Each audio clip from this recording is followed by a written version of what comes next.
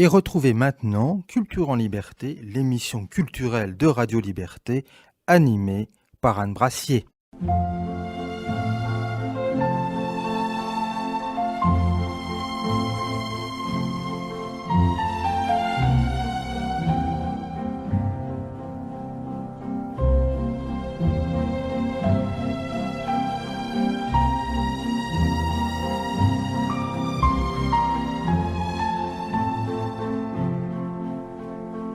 Bonjour chers éditeurs, nous reprenons notre conversation avec Odon Lafontaine. Bonjour Odon Lafontaine. Bonjour Anne Brassier. Vous avez écrit un livre extrêmement riche qui s'appelle La laïcité, mère porteuse de l'islam, avec une préface de Rémi Brague de l'Institut, avec le père Michel Viau. Et ces trois noms, laïcité, mère porteuse et islam, sont extrêmement bien choisis parce qu'en fait, on est en plein dans la situation contemporaine et je dirais les problèmes contemporains, pour ne pas dire les drames contemporains. Puisque là, maintenant, nous en sommes au drame. Alors, nous avons vu la semaine dernière, nous avons défini ce mot de laïcité. Vous avez bien montré que la laïcité était une idée chrétienne, c'était une organisation chrétienne, avec la séparation entre le clerc et le fidèle qui n'a pas de fonction dans l'Église, le laïc. Voilà, le laïc.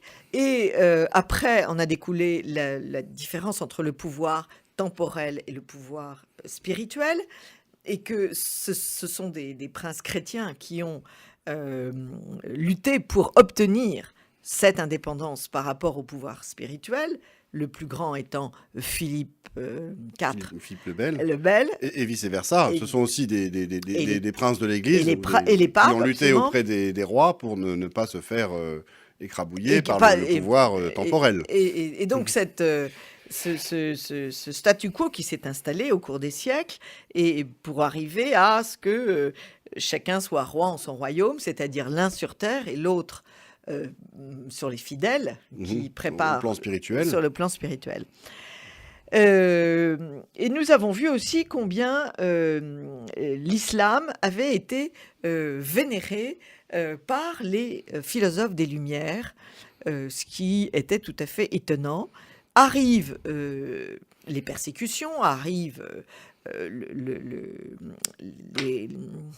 le cri de Voltaire « Écrasons l'infâme », qui va être entendu, puisque en 89 jusqu'en 93, on écrase de l'infâme, on écrase du catholique. Jusqu'au Concordat. Jusqu'au Concordat. J'ai envie de dire, vous savez, ça continue. Ça continue, non, mais je veux dire que les persécutions ne sont pas arrêtées en 93. Ça ne s'est jamais arrêté. Elles ont pris une autre forme, mais c'est toujours pareil. Quand on pense que dans notre 20e siècle, on expulse les congrégations enseignantes, on fait l'inventaire des églises pour prendre ce qu'il faut prendre, on est quand même un peu étonné.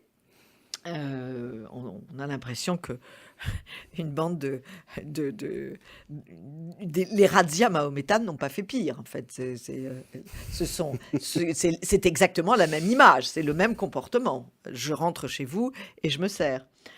Et puis, c'est une métaphore, mais il faut quand même aller jusqu'au bout des métaphores pour qu'on comprenne bien. C'est pas seulement une métaphore. Je pense que c'est le même esprit. En islam, il y a cette idée que la terre appartient à Dieu et qu'il l'a donnée aux bons croyants. Voilà. Chez les hommes des Lumières, ils maîtrisent le sens de l'histoire. C'est-à-dire que c'est eux qui sont là pour le bien de la nation. La nation a produit des cathédrales, la nation peut reprendre les cathédrales. Voilà. Voilà, vous voyez. Voilà. Alors que ce n'est pas la nation qui a construit les cathédrales. C'est en aucun cas la nation qui a construit. La nation avec un grand N, au sens du concept... oui. Du concept... La patrie, la nation, c'est un terme bien républicain. En tout cas, nous avons vu que les philosophes des Lumières favorisent l'islam. Vraiment, l'islam est pour eux la voie à suivre, finalement. Et vous nous racontez que dans l'Algérie dite française du temps, que faisait la République? Oui, oui, oui, oui. En fait, les philosophes des Lumières voyaient dans l'islam une religion civile, une religion utilitaire, à même de tenir la société dans le sens de la construction politique à laquelle ils voulaient atteindre, en fait.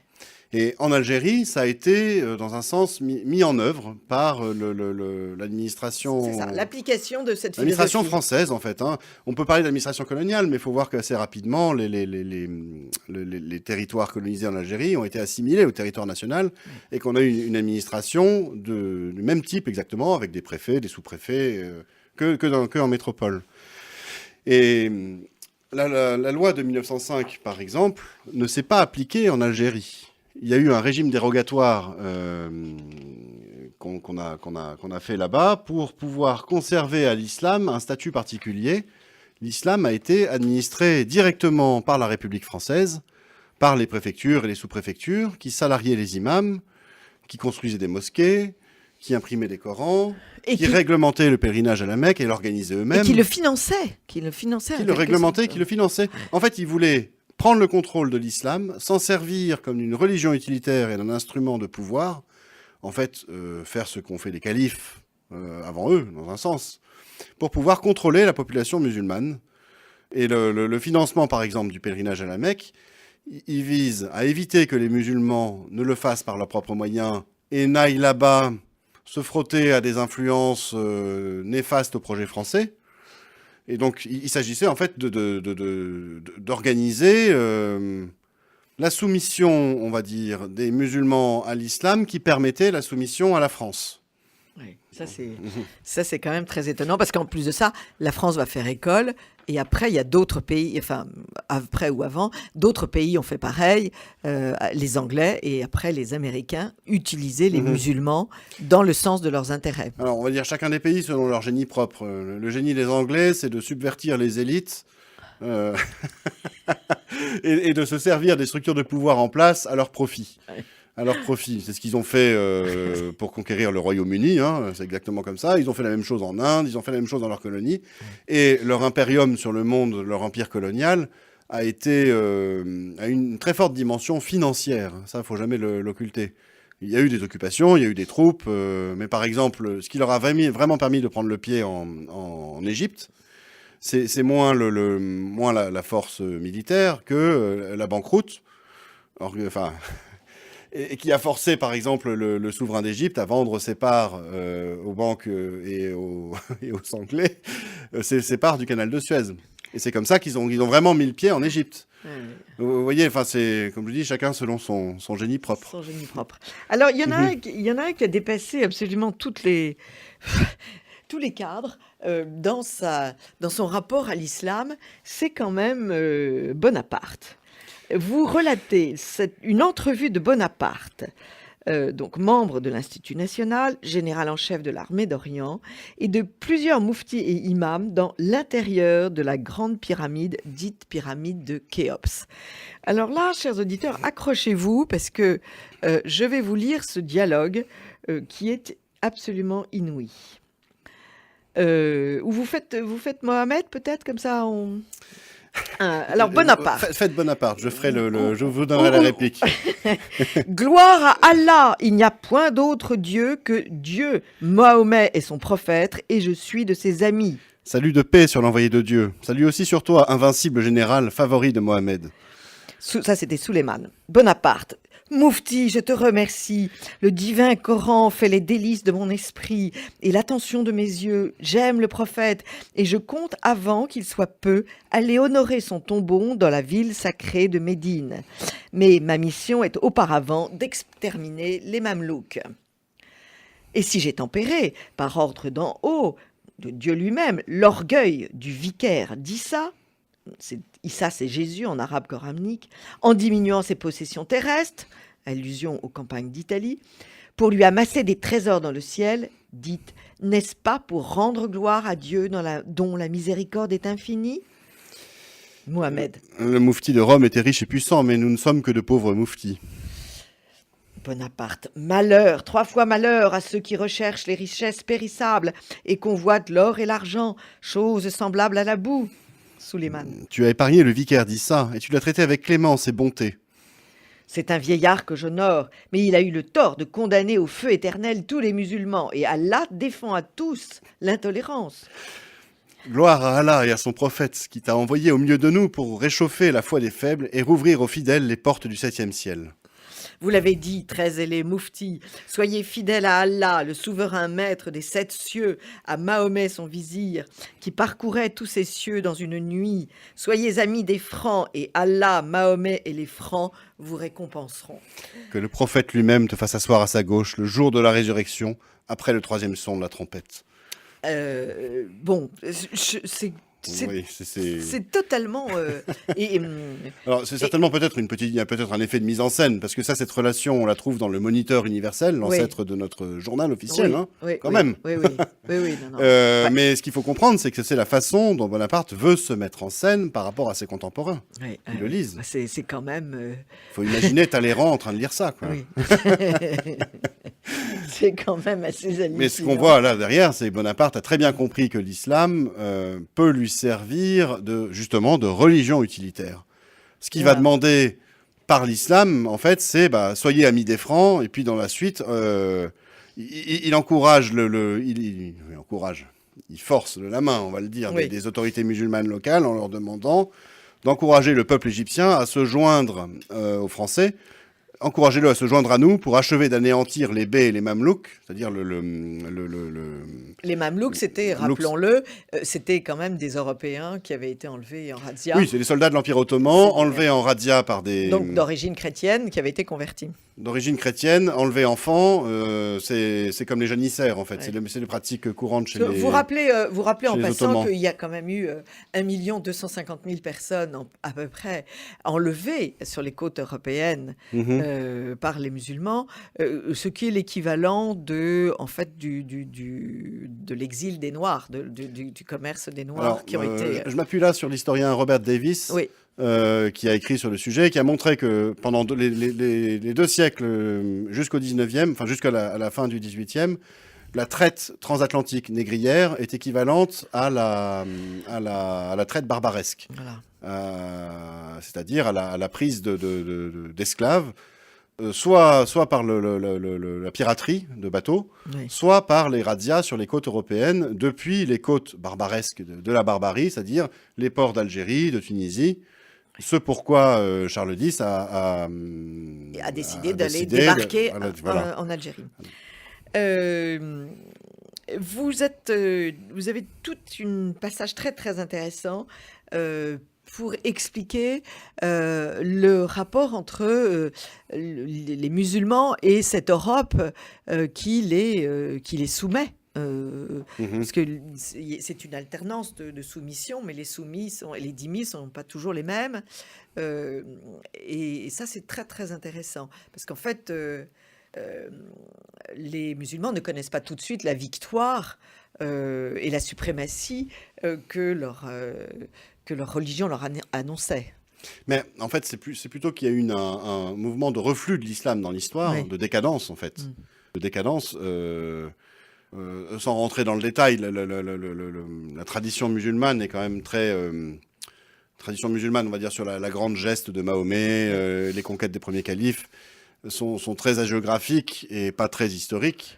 Mais les musulmans croient qu'il y a eu donc un élan de conquête. Et effectivement, un immense empire a été constitué par les souverains arabes, les califes, et puis qui a été repris après par les Ottomans. Et il faut voir qu'à partir du XVIe siècle, on rentre vraiment dans une décadence de l'empire, du grand empire musulman. C'est-à-dire que les conquêtes s'estompent et il y a un reflux territorial. Vous écoutez Culture en Liberté, l'émission animée par Anne Brassier. 1571, c'est la grande défaite à Lépante, 1683 à Vienne, et puis... des défaites qui s'accumulent, un reflux de l'Empire musulman et une affirmation la puissance occidentale et de son triomphe sur les terres d'islam. Et ça, d'un point de vue musulman, c'est inconcevable, en fait. L'islam, en fait... provoque une Mhm. rancune effroyable. Alors une animosité, rancune, une animosité, animosité, une violence. une violence aussi, et puis un atermoiement, on va dire un désarroi très très important chez les musulmans à partir du 19e siècle, où là, la domination occidentale se fait de plus en plus flagrante, à savoir que des troupes débarquent.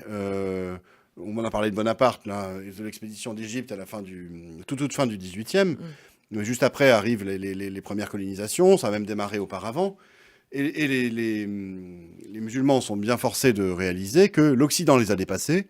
L'islam, dans un sens, a donc échoué dans ses promesses, échoué en fait à faire des musulmans la meilleure des communautés sur la terre. C'est la promesse du Coran.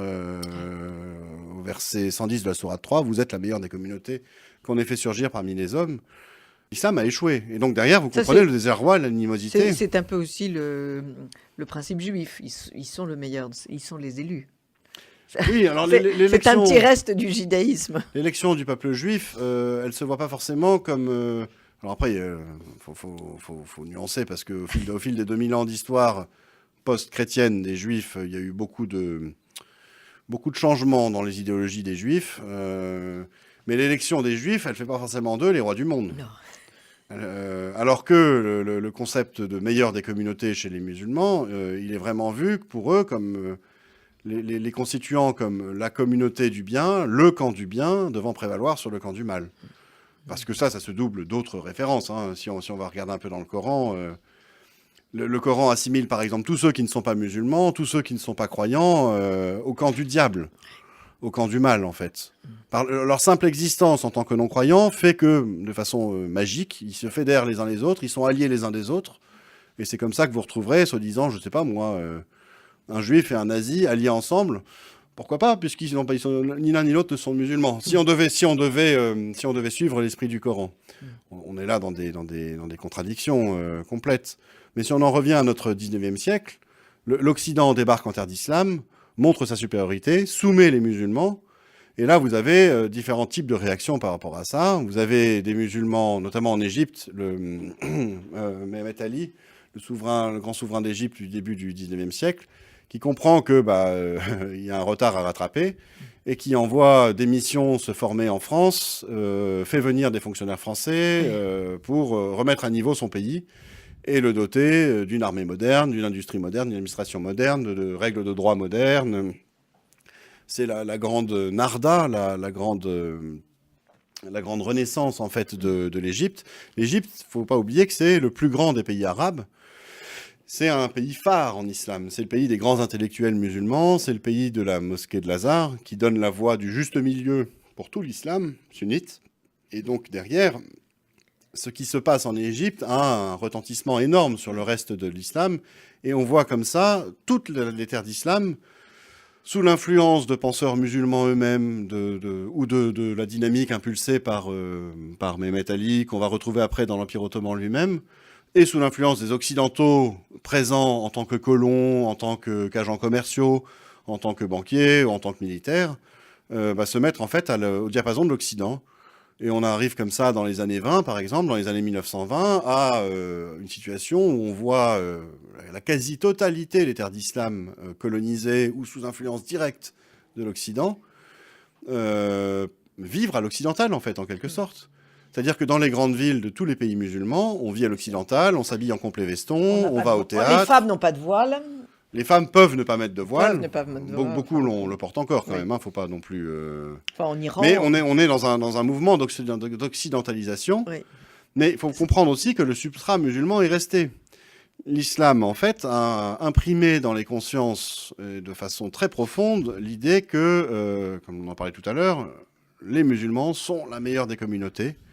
Dieu les a choisis, élevés au-dessus des autres hommes, pour que, en appliquant la loi de Dieu, en ordonnant le convenable et en interdisant le blâmable, pour reprendre le verset 110 de la sourate 3, et ben en fait, ils en viennent à éradiquer le mal du monde. La semaine dernière, on parlait de ça à propos des idéologies des Lumières, éradiquer le mal du monde, construire la société parfaite avec des moyens politiques. C'est exactement ce que propose l'islam.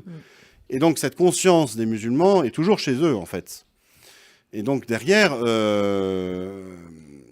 ils ont beau voir que l'Occident les dépasse. Ils gardent cette volonté de supériorité. Ils gardent cette idée que Dieu, qu'ils sont au-dessus des autres. Et cette idée va être reprise par les frères musulmans Entre autres. en Égypte, Entre autres. et qui, là, sont des dangereux personnages. En fait, les frères musulmans, on peut les inscrire dans la suite de tout un mouvement qu'on appelle le réformisme, ou le salafisme réformiste. C'est-à-dire que des intellectuels musulmans profondément déstabilisés par cette irruption de l'Occident qui a montré l'échec de l'islam traditionnel, l'islam impérial, ont essayé en fait de rénover l'islam. Et puis la présence catholique, il faut pas oublier que tous ces pays-là ont été visités, si je puis dire, par des congrégations religieuses qui sont restées, qui ont instruit, qui ont converti, qui ont peu converti quand même. Qui ont eu une œuvre sociale, ça c'est certain. Oui. Mais si on regarde ce qui s'est passé par exemple en Algérie... Ah mais ils n'avaient pas le droit en Algérie. Si, justement. En Algérie, on a une situation très complexe et qui correspond en fait à la situation française. Vous écrivez qu'il y avait un agent de police à l'entrée des cathédrales pour empêcher les musulmans Exactement. En fait, on a en Algérie une situation aussi complexe presque que celle de la métropole. Oui. Peut-être même davantage. En métropole, on a l'anticléricalisme qui se développe. Oui. Mais vous avez dans le même temps un personnage comme Gambetta qui, à la Chambre, peut dire l'anticléricalisme n'est pas un produit d'exportation. N'appliquons pas notre anticléricalisme dans les colonies. Oui. Servons-nous, au contraire, de l'Église et des missionnaires pour civiliser ces pays. Oui. Dans l'esprit de Jules Ferry, c'est-à-dire les races supérieures, il y a une espèce de marche de l'humanité dans le sens de l'histoire qui va, propulser par la raison, des états inférieurs de l'humanité, la barbarie. Première marche, l'islam. Deuxième marche, le christianisme. Troisième marche, les Lumières. Ce qui est déjà quand même une idée effroyable et qu'on retrouve dans la bouche de Macron. Il y a ceux qui sont tout et il y a ceux qui ne sont rien. C'est dans un sens aussi l'élitisme de Voltaire dont on parlait et l'élitisme de Voltaire, absolument. Oui. Et donc en Algérie, vous avez une situation assez, parfois assez paradoxale où vous pouvez avoir, selon les différents préfets, des interdictions faites aux congrégations ou aux missionnaires d'évangéliser les musulmans, alors que vous pouvez avoir un cardinal qui porte un toast à la République, parce que la République le soutenait dans son œuvre locale. Vous voyez la contradiction, en fait. Oui, absolument. C'est là où il faut rentrer dans la subtilité de l'histoire, qui n'est pas noir et blanc, qui s'écrit pas en noir et blanc, en fait. Bien sûr. Qui s'écrit pas en noir et blanc. Mais en tout cas, enfin, pour ce qui est de l'Algérie, faudra bien... on en a parlé tout à l'heure. Je pense, moi, que comment on peut dire, ce qui a structuré la domination coloniale en Algérie, c'est la volonté de mettre la main sur l'islam. Et c'est une des dimensions fondamentales de la révolte des musulmans, de la révolte des Algériens qui a mené à l'indépendance. On en reparlera peut-être tout à l'heure, mais c'est une chose qu'on ne veut pas voir, qu'on a toujours peine à voir encore maintenant. Tout de suite. Oui, voyons-le maintenant alors, oui. Vous parliez de la réforme, on parlait justement de la réforme salafiste. Ça me permet, en faisant un petit détour par la réforme, de comprendre ce qui s'est passé en Algérie. Je vous dis, face à l'échec de l'islam impérial à prévaloir sur la terre, des intellectuels musulmans se sont mis en tête de le réformer, en se disant, ça ne peut pas être l'islam qui est en cause, l'islam est la solution, l'islam est le bien absolu, comme Dieu nous l'aurait dit dans le Coran, en quelque sorte. Donc notre problème, il est une question d'application de l'islam. Il faut qu'on trouve une meilleure façon de l'appliquer. Revenons donc à l'esprit de Mahomet, à l'esprit de ses compagnons, les salafis, et appliquons-le. Donc vous avez comme ça une série d'intellectuels qui vont essayer de réformer l'islam en prenant autour d'eux, notamment dans la pensée des Lumières, dans le développement de l'Occident, des éléments qui vont pouvoir les aider à appliquer l'islam. Et puis, il va y avoir une inflexion fondamentaliste de ce mouvement de réforme, sous l'influence d'intellectuels, sous l'influence de l'exemple aussi de l'Arabie Saoudite, enfin de l'Arabie Saoudite, du wahhabisme en Arabie Saoudite, qui procède du même type de réflexion, de volonté de renouveau d'un islam fantasmé des origines, pour aboutir comme ça au projet des frères musulmans, qu'on appelle le salafisme, qui est celui comment on peut dire, d'une remise à niveau de l'islam, en fait. C'est-à-dire l'islam impérial, comme je l'ai dit, l'islam de l'Empire ottoman, issu de l'islam arabe, des califes arabes, un islam pyramidal, en fait, reposant sur des clercs musulmans, sur une diffusion par le haut de la religion, a échoué. Et il est temps donc de remettre à niveau le projet et de proposer aux musulmans une nouvelle espérance politique, une nouvelle façon d'islamiser le monde. Sachant que dans le même temps, quasiment, en 1924, le califat a été aboli, c'est-à-dire la référence pour les musulmans sunnites, et qui a encore accru le désarroi des musulmans. Il a été aboli, qui plus est, par alors on va dire qu'il est musulman, mais le Kemal Atatürk, qui est vu par les musulmans, et à raison, comme un occidental, en fait. Bien sûr, oui. Quelqu'un qui était pétri d'idées occidentales, maçon lui-même, et grand admirateur de Robespierre. Oui, et continuateur de son œuvre. Oui, bien sûr.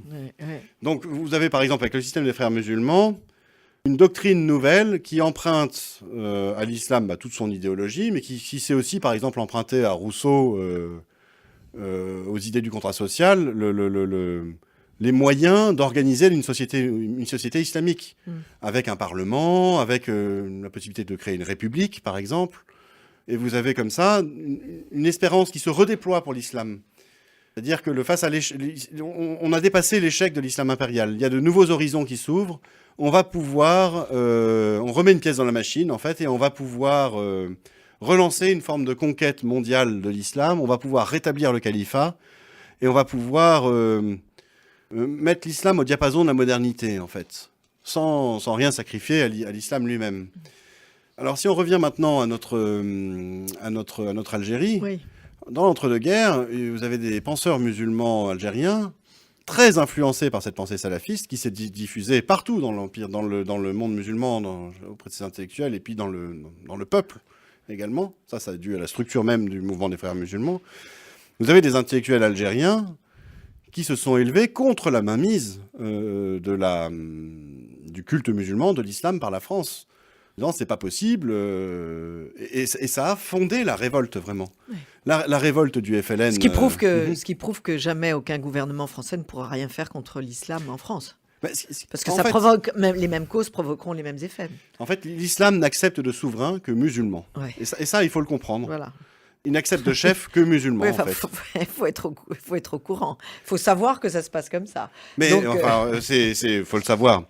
Il faut ouvrir les yeux. On a 200 ans de vivre ensemble avec l'islam pour le montrer. Il faut ouvrir les yeux. Regardez, par exemple, Bonaparte. Bonaparte en Égypte, et les Français en Égypte se sont fait chasser par les musulmans parce qu'ils n'étaient pas assez musulmans. Oui. Regardez Atatürk et les jeunes Turcs. Et puis Atatürk derrière. Atatürk, il avait beau afficher l'islam comme une dimension essentielle de la nation ottomane qu'il voulait créer, la grande et nouvelle nation, lui-même n'étant pas vu comme un bon musulman, il a déclenché une opposition très très forte des musulmans eux-mêmes. Et c'est exactement ce qui s'est passé avec la guerre en Algérie. Le mouvement d'indépendance du FLN était nourri, enfin son épine dorsale était l'islam. Son journal s'appelait le Moudjahid, c'est-à-dire le djihadiste. Le djihadiste. Le Moudjahid, c'est le mot arabe. Ce qui explique que tous les socialistes, tous les rouges européens qui venaient soutenir le FLN n'ont finalement pas trouvé très bon accueil parce qu'ils n'étaient pas musulmans. Et donc, oui, dans un sens. Mais il faut voir aussi que le FLN a joué un jeu trouble. Oui. Le FLN s'est affiché également comme un mouvement anti-impérialiste, de décolonisation, anticapitaliste, anti-états-unis. Il a joué la carte marxiste. Il a joué cette carte. Cette carte et il a mélangé chez ses cadres les pensées marxistes et les pensées islamiques. Et quand, par exemple, le FLN au pouvoir invite Che Guevara à 2 reprises à Alger après l'indépendance, vous imaginez bien que c'est pas évident de penser, vu de France, qu'on a affaire à des islamistes ou à des musulmans. D'autant plus qu'on ne veut pas le voir, quoi. Les fameux compagnons de route dont vous parlez, là, tous ces gens, les pieds rouges, oui. Il y en a qui se sont rendus compte que l'islam était au cœur de la révolte. Et il y en a qui, en plus, complètement anticléricaux, anti-religieux, toute religion, se disaient mais c'est pas possible. Ça devait les fatiguer. Mais ils n'ont pas voulu témoigner. Oui. Il ne voulait Ah pas non, mais non, parce casser l'espérance Ça des tu- anti-impérialistes ça tuait et la du combat. cause. Ça tuait Ça tuait la cause. Oui, oui. Ça Non, tue mais la cause, en fait. Et on vit- certains témoignent maintenant, On vit en 50 plein, ans après. on vit en plein mensonge, c'est ça le problème, c'est qu'on vit de mensonge en mensonge et on voit pas la réalité. Mais on Parce on que- en vient à ce qu'on expliquait en fait la semaine dernière. C'est l'idéologie est un astre incandescent qui aveugle complètement ceux qui la regardent et qui les empêche de voir la réalité comme elle est. Au point même que, bah voilà, quand on parlait des pieds rouges, la réalité comme elle est, on ne peut pas voir ce qu'on voit. C'est ce que disait Peggy, il faut voir ce qu'on voit. Vous écoutez Culture en Liberté, l'émission animée par Anne Brassier. Alors, l'heure avance.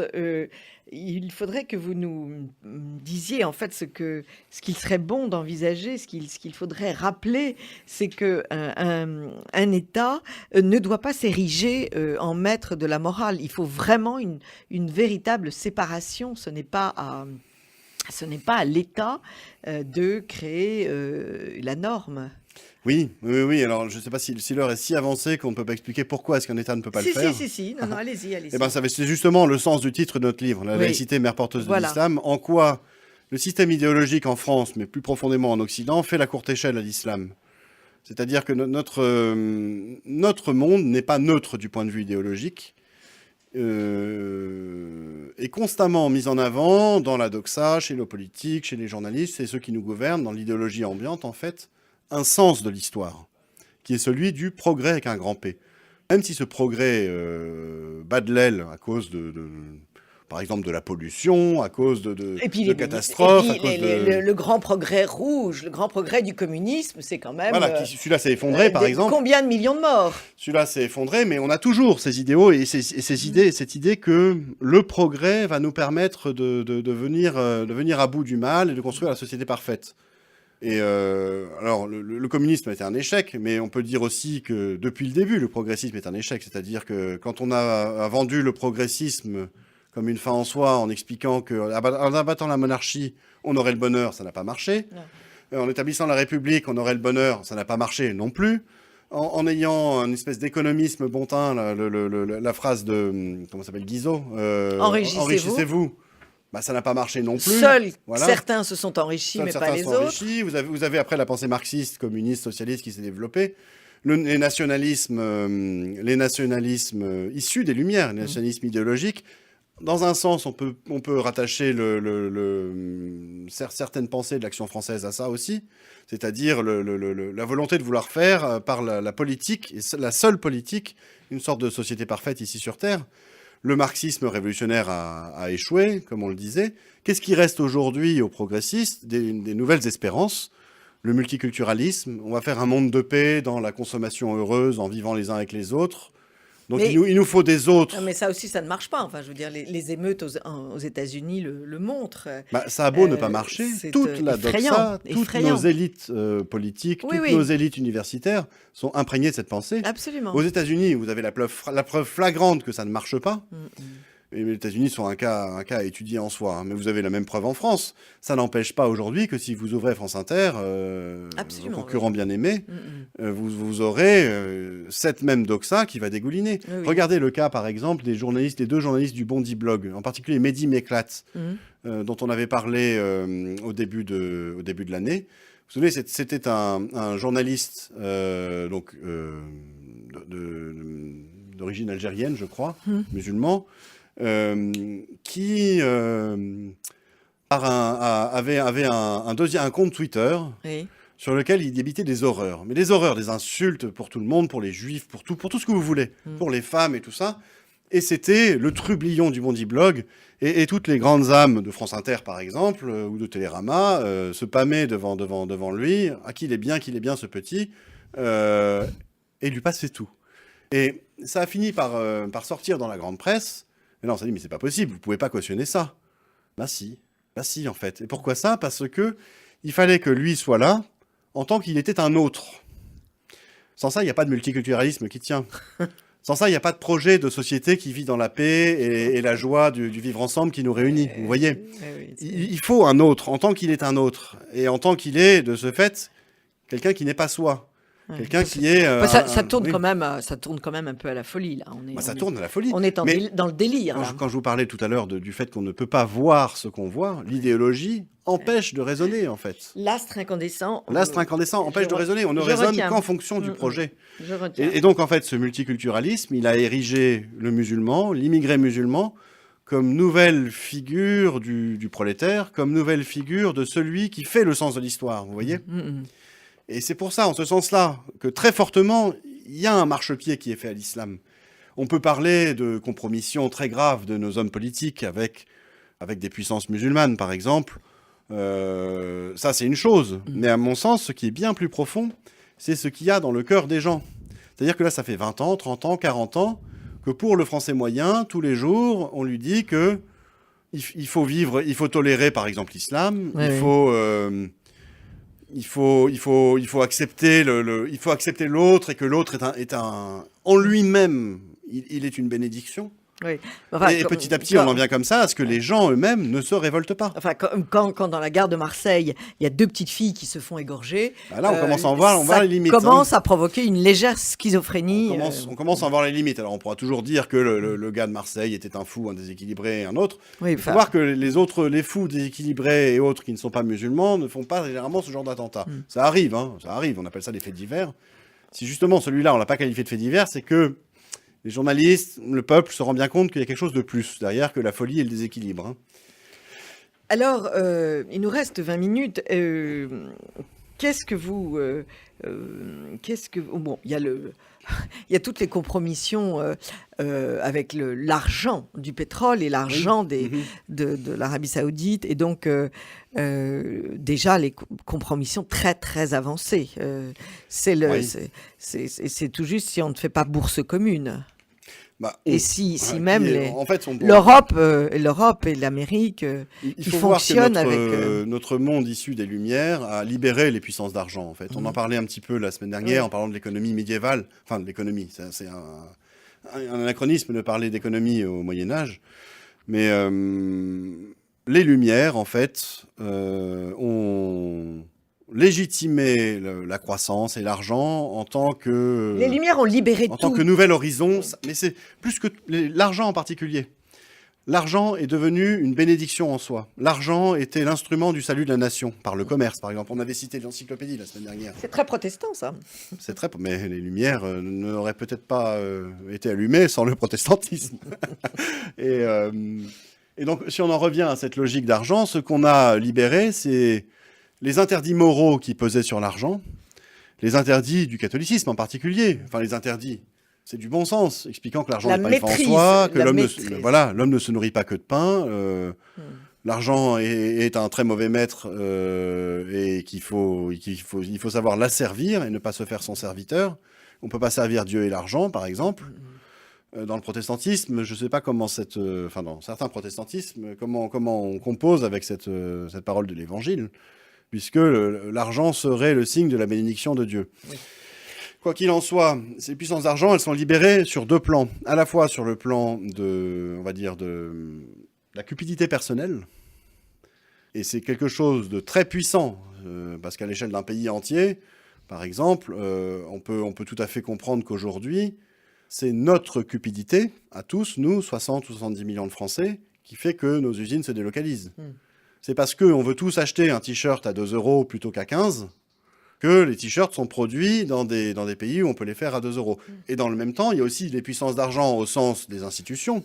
Pour défendre... Attendez, justement, vous allez voir. Celles à qui appartiennent les usines qui fabriquent les t-shirts, qui, elles, pour faire de l'argent, délocalisent.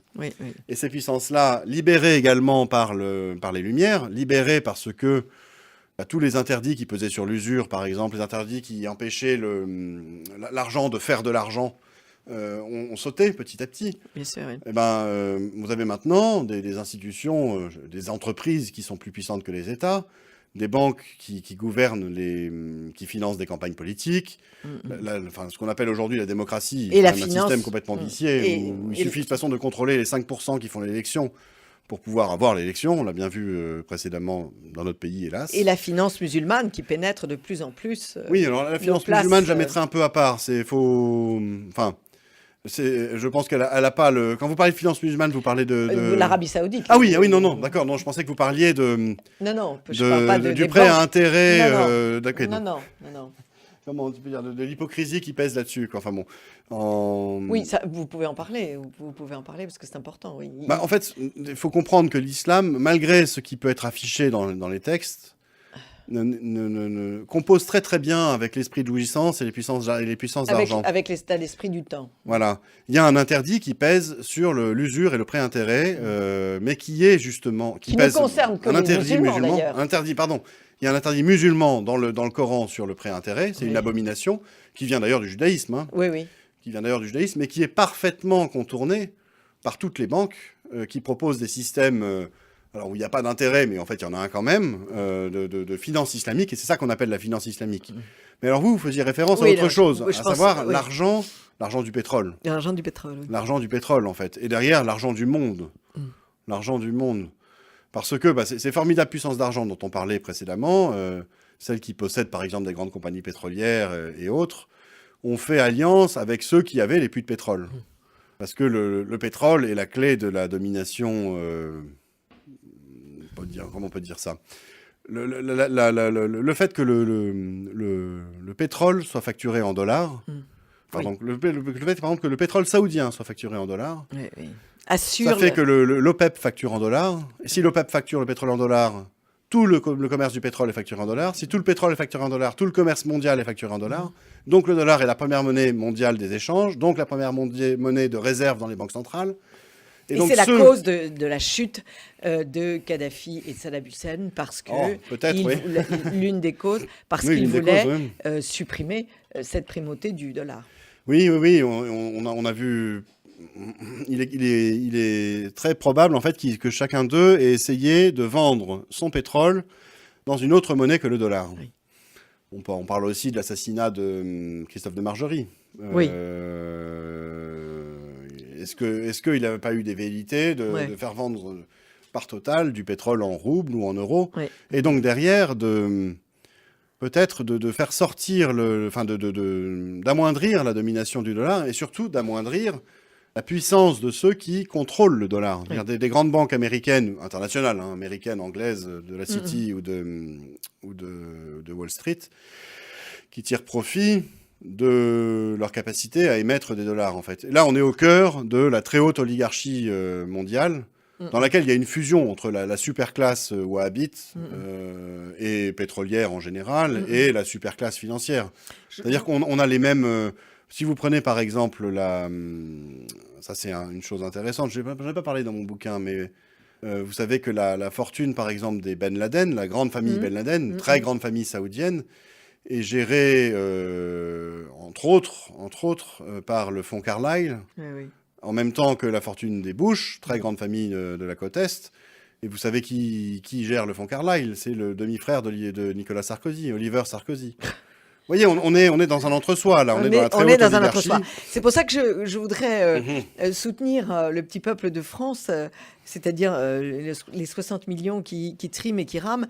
Quand ils cherchent un t-shirt à 3 €, c'est parce que s'ils ont 3 t-shirts à acheter pour 3 enfants, ils n'ont pas les 3 fois 15 € pour... donc c'est eux qui trinquent. Alors, il ne faut pas en plus les attaquer parce que... je n'attaque pas. Je dis juste que le mouvement, il marche sur plusieurs jambes. Le système il ne marcherait pas s'il n'y avait pas eu... Le système est fait certainement pour baisser le prix du t-shirt, mais il est aussi surtout pour augmenter la marge de celui qui vend.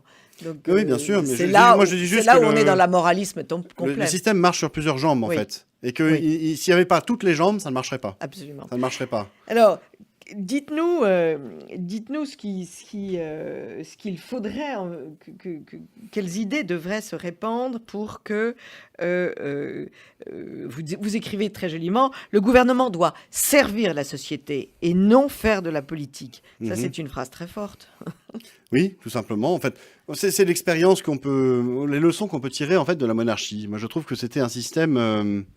au final, assez bon. Je le disais la semaine dernière, la laïcité du roi de France a permis à peu près d'avoir 500 ans sans totalitarisme jusqu'à la Révolution française.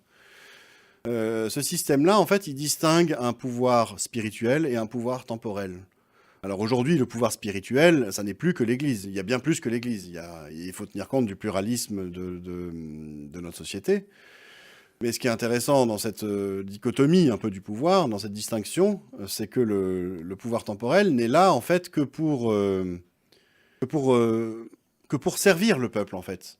Il n'est pas là pour définir le bien et le mal, il n'est pas là pour définir les grandes espérances, le sens de l'histoire, les orientations. Il est là pour mettre en œuvre une politique qui le dépasse, en fait. Et dans ce système-là, on entrait en politique pour servir, en fait. Vraiment pour servir.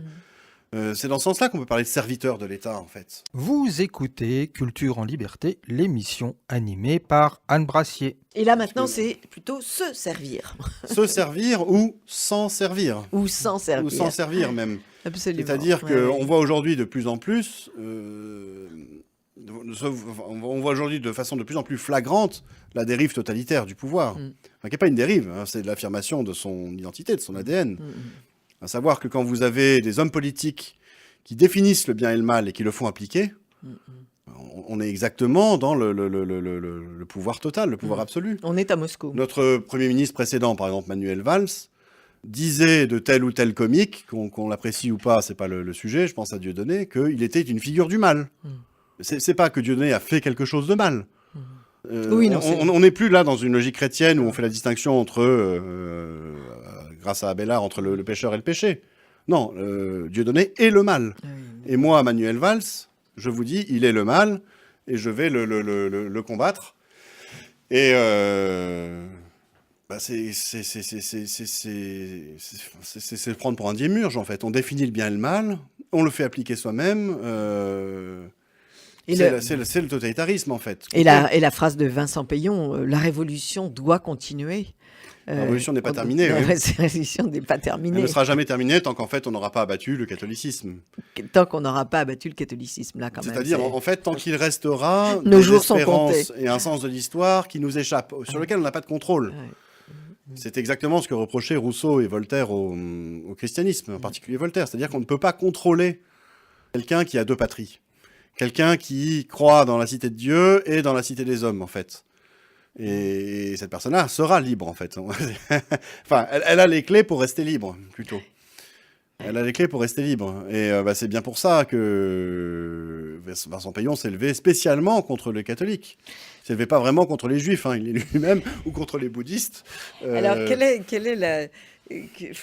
sont les pistes pour agir? Quelles sont les... Alors, déjà, la première des choses, puisque là on est quand même dans le contexte de problèmes très graves liés à l'islamisation du pays, c'est la libération de la parole sur l'islam. Oui. Ça, c'est à mon sens vraiment Il faut le faire B sauter, à bas. Le B à bas, faire en sauter fait. toutes ces lois stupides, et ça permettra... liberticides. Alors, il va y avoir des critiques stupides sur l'islam, vraiment du type...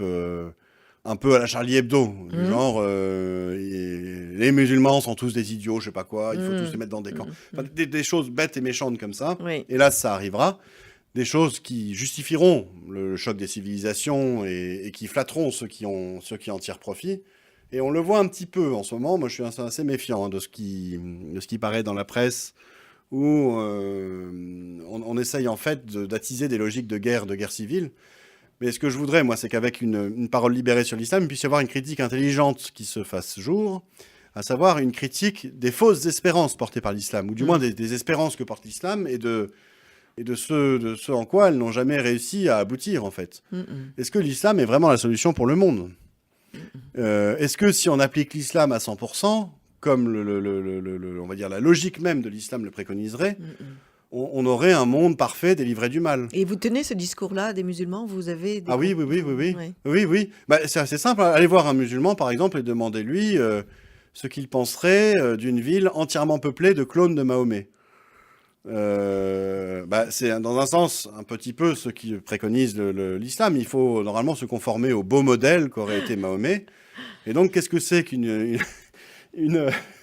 société où on pratique la radia, par exemple, où chacun la pratique. Hein. Chacun la pratique. Chaque homme peut avoir autant de femmes qu'il veut, au moins Y compris les voilà. très jeunes. Y compris les très jeunes, y compris les très jeunes. Chaque homme peut prendre la femme de son fils adoptif. Oui, c'est l'histoire de Mahomet Ouais. traditionnelle, quoi. Hein. Chaque homme agit en fait en autocrate. Qu'est-ce que ça donne en fait dans cette société-là? En fait, on voit là derrière ce que peut, enfin, grosso modo, ce sont les sociétés musulmanes hein, derrière. Oui. Ce dont on peut faire prendre conscience aux personnes musulmanes, c'est que des sociétés fondées uniquement avec comme modèle les rapports de domination et de soumission donnent l'état déplorable du monde musulman aujourd'hui. Des sociétés fondées, par exemple, sur c'est un peu l'image qu'on a de Dieu en fait, hein, sur le modèle chrétien, c'est-à-dire d'un Dieu qui se met à notre service quand on y pense. Et qui aiment. Qui aime Jésus qui lave les pieds de ses disciples. C'est derrière, si on se met à cette école-là, des sociétés où le modèle est le service et où les gens se mettent au service les uns des autres. Où par exemple, on est gratuitement polis les uns envers les autres. C'est tout bête, hein, c'est des choses comme ça. Et ce sont des modèles de société différents. Et où on respecte la femme. Et... oui, on n'est pas dans des logiques de domination et de soumission. Au contraire, on reconnaît la dignité de chacun, et l'égale dignité de chacun, l'égale et absolue dignité de chacun, femme, homme, petit, grand, riche, pauvre. Voilà, à 170 ou à 20 QI, quoi. Riche et pauvre, exactement. Et vous citez un texte absolument étonnant de Léon Blum. Oui, alors ça c'est le père Viau qui a... Et j'ai envie de le dire oui. parce que c'est tout à fait étonnant. Il est prisonnier en Allemagne et il écrit en 1944, depuis sa captivité, sur la nécessaire participation de l'Église et des chrétiens à la vie publique internationale. Et même sur le rôle particulier de référence qui devait échoir à l'Église, d'arbitre choisi dans le jeu international au vu de ce qu'elle est. Voilà ce texte. Je serais conduit ici par la logique du raisonnement comme par l'association des idées à envisager au sein du corps international l'opportunité d'une autre présence. C'est à la cour de Rome que je pense, au Saint-Siège apostolique, à l'Église. Sa participation, au même titre que celle des États, serait par elle-même le signe le plus éclatant que, dans l'univers de demain, d'autres puissances compteront que les puissances temporelles. Sa coopération active permettrait de hausser sur un plan supérieur et de régler, par des concordats généraux, toutes ces catégories de litiges avec les États, qui, à l'intérieur du cadre national, altèrent la vie politique et conduisent à d'insupportables conflits. Le rôle conviendrait assurément à une Église qui est pacifique par essence, puisqu'elle incarne une religion de paix, et qui l'est aussi par fonction, si je puis dire, puisque sa constitution est d'ordre international. Voilà ce texte qui est quand même magnifique, qui rappelle ce rôle de l'Église. Oui, Blum a parfaitement compris en fait ce que c'est que, même si là il n'exprime pas forcément avec les mots de l'Église, ce que c'est que la dimension spirituelle en fait. Et que on ne peut pas couper l'homme de cette dimension-là. Et que si on étend les choses au niveau de l'humanité, la structure qui porte la dimension spirituelle, c'est l'Église. Ouais. C'est l'Église, en fait. Et que, dans ce sens-là, elle est tout indiquée pour aider les puissances temporelles,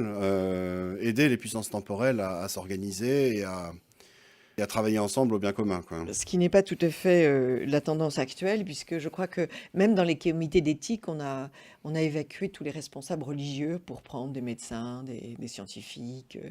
Enfin bref, les religions n'ont plus que toute petite voix, un tout petit strapontin.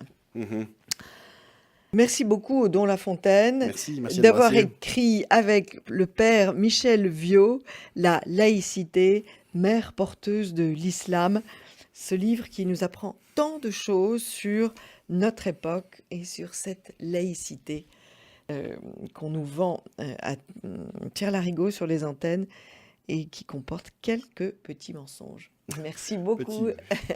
Merci Odon Lafontaine. Chers auditeurs, à mardi prochain.